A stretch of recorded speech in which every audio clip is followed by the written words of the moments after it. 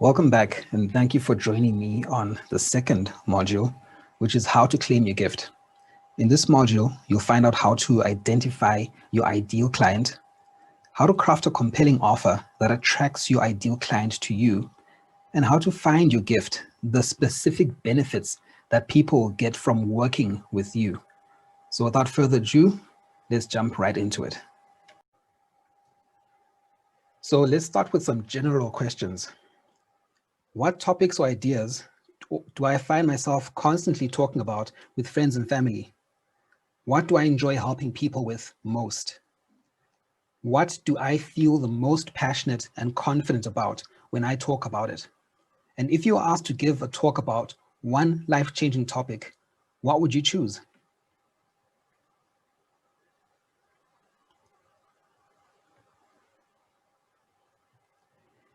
In what ways have you already helped people? These could be former clients or customers, your employees or colleagues, friends or family. In what ways have you already helped them? What benefits have they received from you in one way or another? Those things can usually be a great prompt in terms of our strengths. And what problems have you solved even for yourself? It doesn't have to be for someone else. If there's an issue that you faced, maybe you've helped yourself lose weight or change how you think about something, become more organized. Just look at all those issues that might have been an issue for you in the past, and now you've resolved them. Those are a great source of your strength again. What measurable results have you achieved? These could be more financial, or maybe it's weight that you've lost, any monies that you might have saved, any investments that you've made, or even measurable in terms of qualitatively rather, sorry. So how have you changed how you think? How have you improved some aspect of your life where before on a scale of 1 to 10, maybe it was a 4, and now you look at it, maybe rank that as a 7 or an 8. So those are another way, that's another way of actually looking at results that you've created. Is there anything you've learned the hard way that you could teach someone and offer a shortcut? So maybe there's books you've read and courses that you've attended and people you've spoken to, and you've found this package, this nice streamlined way of achieving results in a very short space of time, and you could share that with people. So that's another great thing. Are there any processes you've developed, perfected, or could teach? Links to the previous question. And then secondly, you want to identify your gift. What are the 3 to 5 topics that bubble to the surface that mean the most to you and that you're the most passionate about? So we tend to find that our passion might be spread in different areas, and there's 3 to 5 things that keep coming up over and over again. So what are those for you? What gift were you given by life or the universe? What gift were you given? And what blessings came from your curses? Maybe there's a challenge that you went through, a divorce, end of a relationship, might have lost a job, or you didn't get a job that you wanted. Something happened that might have looked like a limitation, like a setback at the time. But looking back at it now, you see that you got so much out of it. You grew so much, and you've become so much more because you went through those challenges. So what blessings came from your curses? And what one topic stands out above the rest or ties together your most important insights when you look at all of them?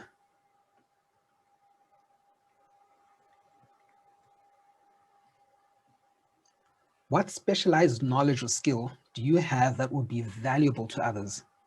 This could be personally or professionally. Any specialized knowledge or skill. Maybe it's the ability to speak.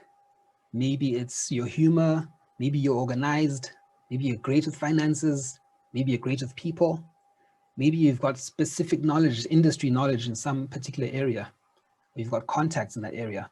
So think broadly here. What specialized knowledge do you have that could be valuable to others?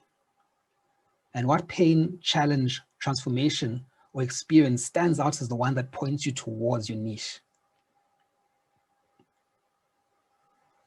Who are you most passionate about helping? Who are you most passionate about helping? Do you want to help women, children, men, professionals, athletes, doctors, lawyers, divorced mothers, people with some kind of physical limitation, disability? So who are you most passionate about helping? students? And what is your story of vulnerability or triumph, the one that relates to your niche? What challenge did you go through that you came out stronger on the other end? And looking back at it, you could share that and you could help that to relate. You could use that to relate to your niche. Maybe they're facing something very similar to that.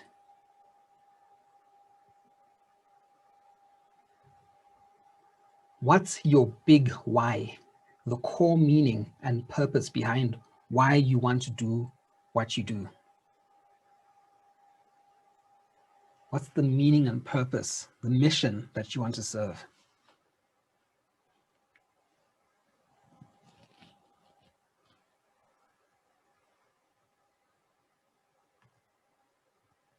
Now let's look at your client's needs.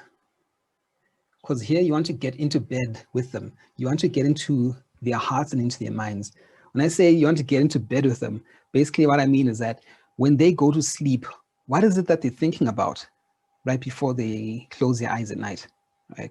And when they wake up in the morning, what is it that they're thinking about? What's going through their minds? What are their problems? What are their issues? What are their hopes for the future? You want to understand that as well, if not better than they understand it, because that'll help you to connect with them. So the first question here is, what problem do they have? What problem do they have? And it's not just one problem here, it might be many different problems. So list out all those problems that they could potentially have. And what are their pains and fears? When you're looking at their pains, you're looking at what current problems are they facing right now, today. How is this thing hurting them? How is this thing a limitation? Okay, and their fears are their pains in the future. What are they worried about? What are they worried could happen? If things continue the way that they're continuing for them, what would that spell for their future? What's it going to look like 5 years from now, 10 years from now, 20 years from now? So what are their pains, which is what they're currently facing, and their fears, which is their pains in the future, their worries.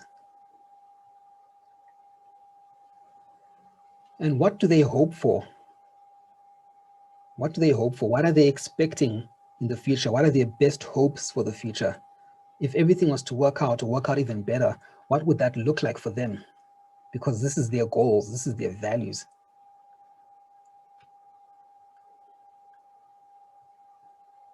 And what specifically do they need? So here you've got the problems that you've laid out, you've got their pains and you've got their hopes, but what is it that they specifically need in order to change their lives? Do they need to learn a specific set of skills? Do they need to learn how to calm themselves down when they're facing problems? Do they need to learn how to speak with people and relate to them differently? What do they specifically need in order to solve their problem? So maybe you've identified a person where their problem is that they are constantly in bad health. They're always getting pain, colds and flus, sore joints. They're not sleeping properly. And their pains are that they've got no energy. They can't play with their kids. They can't take up any physical activity. And their fears are that, you know, they'll develop type 2 diabetes or type 1 diabetes, or something's going to happen to their health in the future, might turn into cancer. And they're hoping that they get a hold of their health. They're hoping that they become fitter, they become stronger, that they have more energy, that they're able to have a good night's sleep and wake up with boundless energy when they get up. So what would this person specifically need in order to have that? So they might need to revamp their diet. They might need to start working out 3, 4, 5 times a week, at least 30 minutes. This person might need to learn about how to calm themselves down before they go to sleep, and how to have a nice wind down schedule before they fall asleep. So those are specific things that they need to be doing in order for them to have their best hopes. So what specifically do your clients, your potential clients, your prospects need in order for them to have their best hopes for the future work out?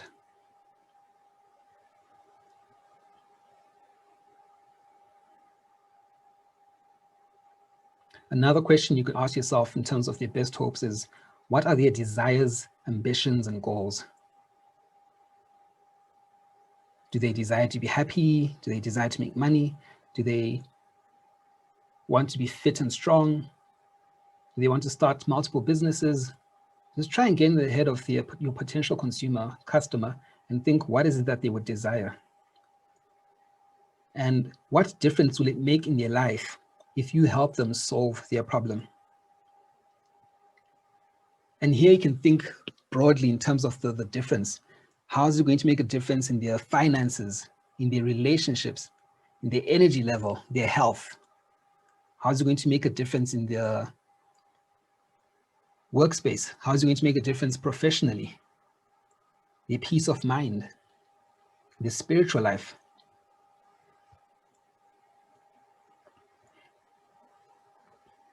In one sentence, what problem do your clients have?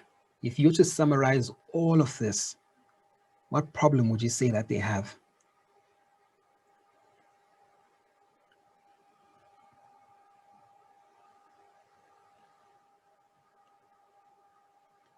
Now, when you're looking at these answers, don't just think about the questions. I want you to actually feel them.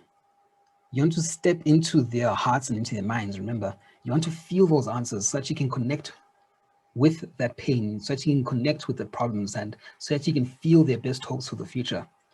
And then write down what you feel and be as descriptive and raw as possible. Don't hold anything back. How does it feel if your energy level is crap? How does it feel if you can't connect with your wife or your husband? How does it feel if there's too much money, too much month at the end of the month, end of the money? Be as raw. Don't hold anything back. Just write out what you feel. And then after you do that, examine the specific language that you used. And that's the language you'll be using in most of your sales and your marketing.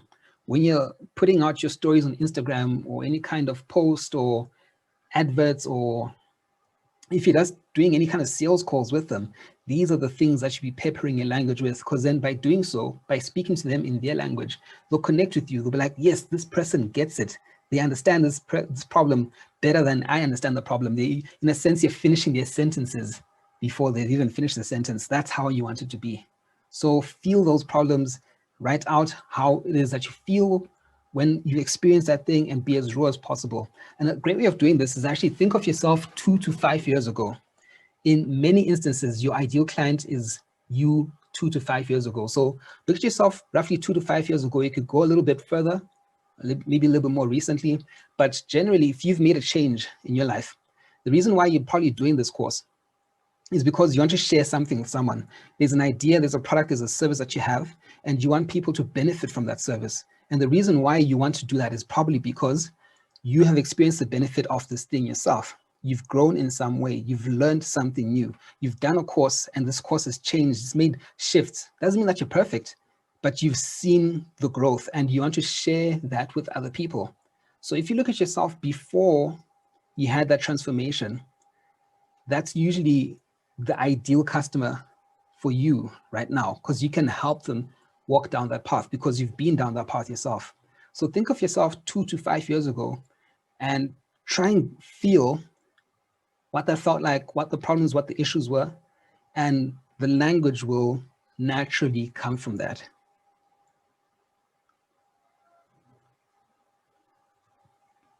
And then your solution. What specifically do you have or know that you could offer that would meet their needs and solve their problems? You've identified their problems. Now, how is it that what you have, what you've learned, the insights that you have, the skill that you've learned, how is it going to help them? And imagine going back in time and talking to your younger self, the one who struggled with the same pain or problem your clients now have. What would you tell him or her, and what lessons would you share?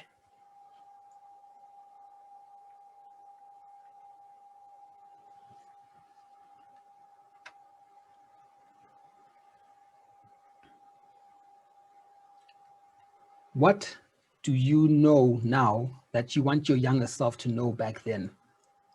What encouraging words would you say? What problem would you want to solve? And specifically, you don't just want to have a general problem here. You know, getting rid of the last stubborn 5 kgs is a much more tangible and specific thing than simply wanting to lose weight. Because here you're not just talking about losing weight, you're saying a person's already lost weight. Maybe they've lost 20 kgs, but you're looking to lose 25 kgs. And that last 5 kgs is really a struggle for them. They're putting it on and off, on and off, on and off. So getting rid of that last stubborn 5 kgs, that's a very specific offer. You're talking to a very specific person rather than it being a general thing of losing weight. So if you were to summarize your solution, your gift in one sentence, what would that be? What is it that you do? What is your solution going to help them? If you were to use that as an example of getting rid of the last stubborn 5 kgs.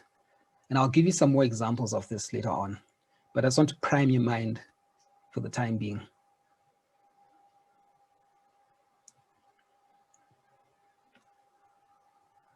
Now, what would you call yourself? What would you call yourself? Now, the reason why this is important is that your ideal client is going to be looking for something when they go into Google. Chances are they're not going to be looking for you. Let me explain what I mean by that. If, for example, you call yourself a life coach, nobody wakes up in the morning and says, I want a life coach. No one just wants a life coach for the sake of wanting a life coach. People are going to be looking for a specific problem to be solved. So no one just wakes up and says, tooth expert, you know, you're going to be looking for a tooth expert if this person's facing a sore tooth, they've got a toothache, they can't sleep at night, they need this thing taken care of. There's a specific problem that they have, they're looking for a specific solution. So people don't just look for people just for the sake of looking for them. They're looking to have a problem solved. So if a person's facing panic attacks and they've got anxiety, that's what they'll be Googling. Who can help me with panic attacks? If a person needs help organizing their finances, they're not just going to say life coach, they're going to say, I'm looking for a financial consultant or financial expert to help me save more money. Okay, so remember that not everyone automatically knows that what you do is the answer. And some might not know how to help. So you might say, I'm a life coach. They say, oh, cool, but how does that relate to what problems it is that I'm facing? And remember, the less informed people actually run away the moment they hear what you do. So, for example, you might say you're a yoga teacher, and that's a great thing. It's a fantastic thing. But if you just call yourself a yoga teacher, people don't, imagine a person's never done yoga before. They've got preconceptions of what yoga is supposed to be like. People in spandex with incense and candles burning, perhaps. And that might be the case. That might not be the case. What I'm just saying is that that's a preconception that they have, which is not necessarily always true. So when you use certain terms, you're going to be lumping yourself up with people who use those terms, and you're lumping yourself up with those preconceptions as well. You want to stand out through your unique offer. So what would you call yourself? Are you a mindful meditation coach or teacher? That's much more specific than just being a meditation teacher or coach. Maybe you help people through the power of mindful movement rather than calling yourself a yoga teacher. That's something that stands out. Oh, that mindful movement, that sounds interesting to me. Okay, so remember, people are going to have ideas of what it is. If you use generic terms to describe what it is that you're doing, you get generic results. You want to stand out somehow. And what makes you stand out is going to be your unique offer.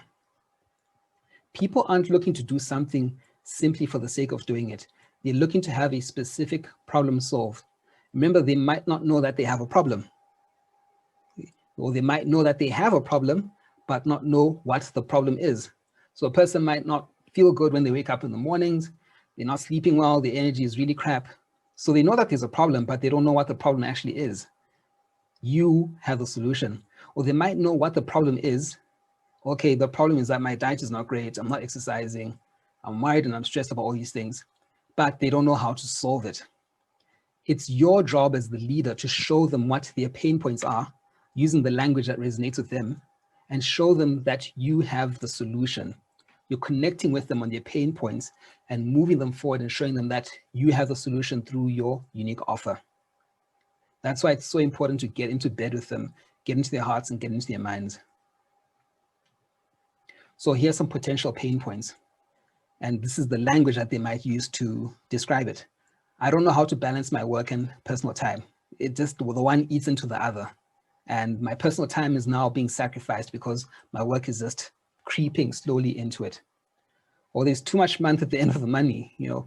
It's only halfway through the month and everything's finished. You've got no money to fall back on. There's no safety money or anything of that nature. Or I need to lose this weight yesterday. I can't fit into any of my clothes anymore. That's the language that they use to describe their problems, right? I'm not going to use words like fat or anything like that for professionals, but these are the kind of issues that they're coming up with. These are the things that are going through their heads. All the good men or women are taken. There's no good ones left. How often do you hear that one? If you're a dating coach, that's a great one. There's no market for a product. Maybe a person is looking to go into sales or something, and they're saying there's no market for the product. Why should he bother selling? Or my back is killing me. This person's got chronic back issues.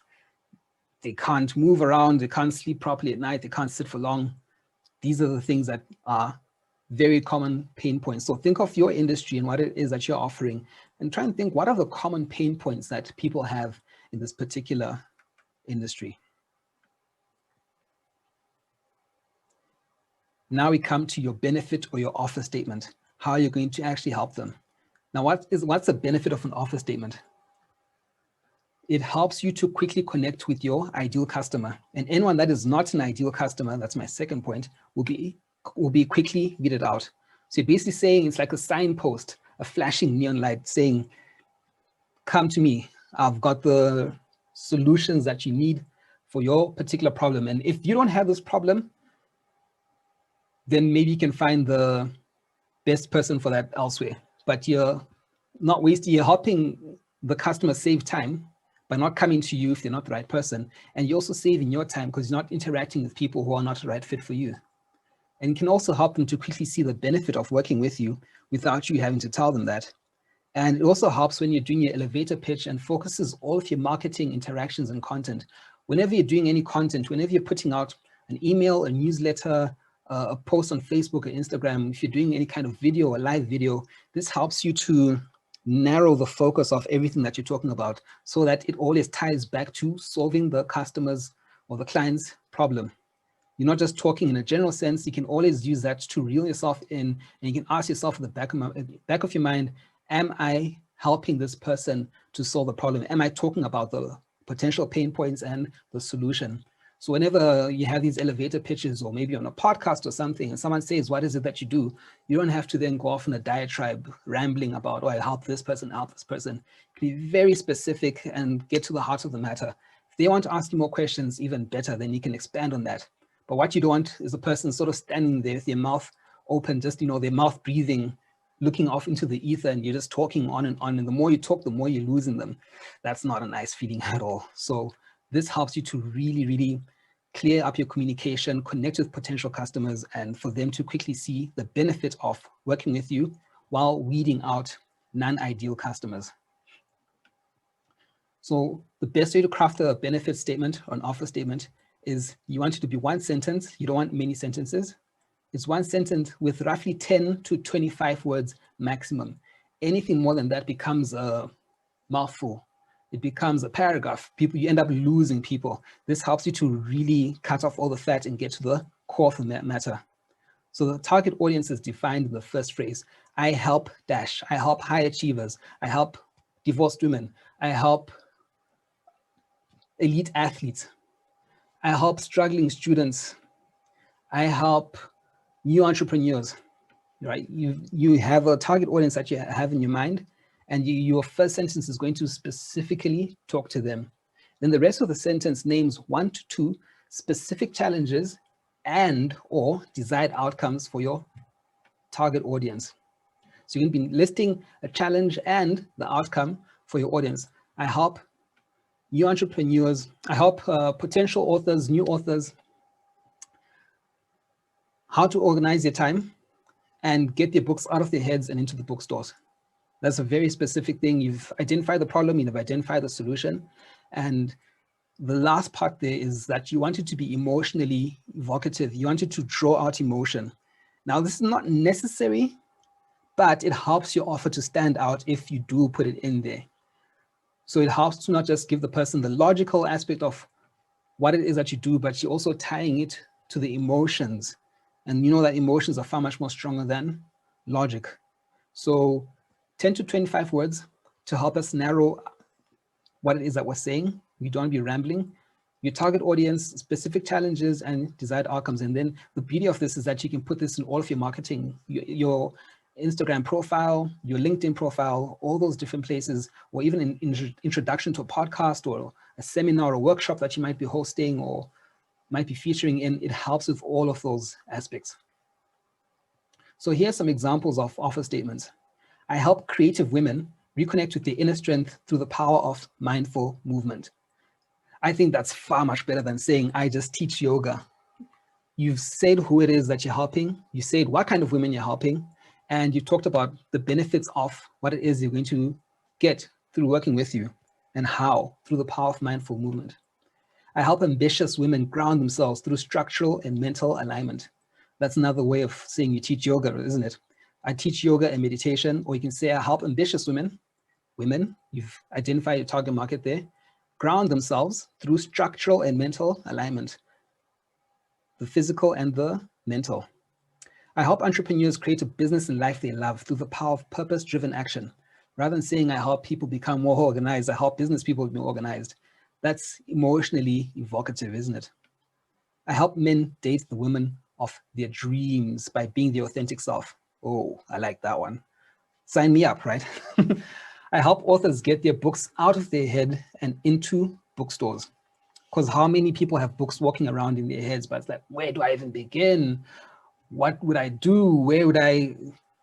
That's a very specific outcome. I like it. It's simple, but it's very, very clear. I help divorced women move forward with vitality and a positive sense of self. You've got your target market there, the divorced women, not divorced men. Divorced women move forward because maybe the person's feeling stuck. With vitality, you're breathing new life into an old situation, and positive sense of self. You painted a positive picture for them in the future. So this is very, if you count the number of words here, they're roughly about 10 to 15 maximum, but it's very, very specific, isn't it? It's not going on and on and on. And from this, a person can have without even interacting with the person, you've got a very clear idea of what it is that you're going to be getting from working with this person and whether or not you should be working with this person. Maybe you're not the right person. So if you're not, then you know you're not the ideal customer. And just on a side note, just because you say you help men or women or you help authors or entrepreneurs, it doesn't mean that you can't help other people. It's just getting to connect with your target market. If you're a dating coach and you're helping men date the women of their dreams, does that mean that you can't help women? No, it doesn't. It just means that men are your target market. But you could, if women come and ask you for help, you can still help them. You're not throwing the baby out of the bathwater here. But the thing is that up front, if you try and be everything to everyone, you become nothing to no one. If you try and help everyone at once, you're not going to be able to connect with anyone and nobody will connect to you.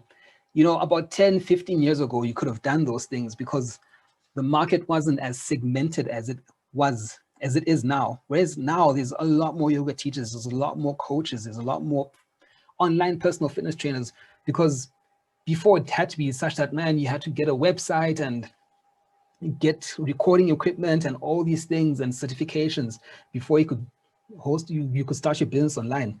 Nowadays, if you've got a smartphone and a Wi-Fi connection, you're good to go.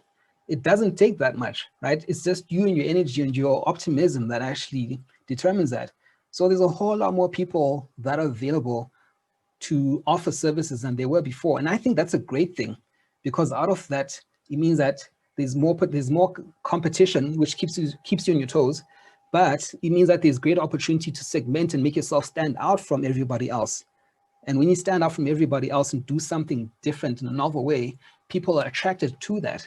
So it's a great thing. So here's one way of crafting your mission statement or your benefit statement.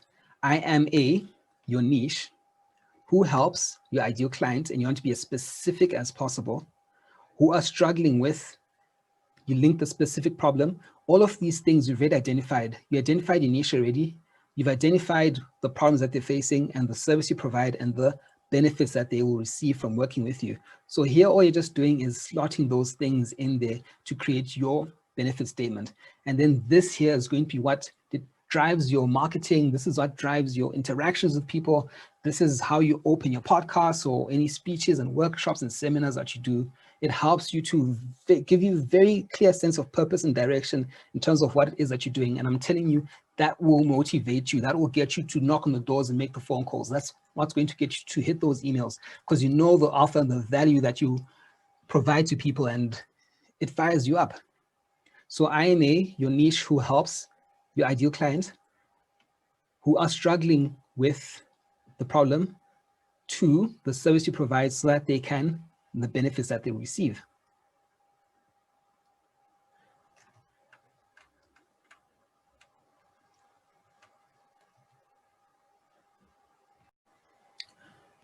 Thanks so much for joining me on this module.